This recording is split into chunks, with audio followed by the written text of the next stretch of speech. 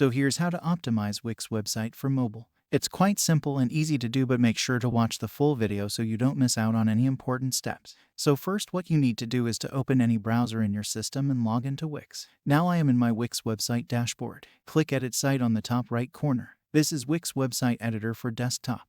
Now click on this icon to edit your site for mobile. First of all, I will edit social icons. Click on Icons to edit. You can see layouts, animations, and the option to hide elements. Click on Layout to edit icon size and spacing.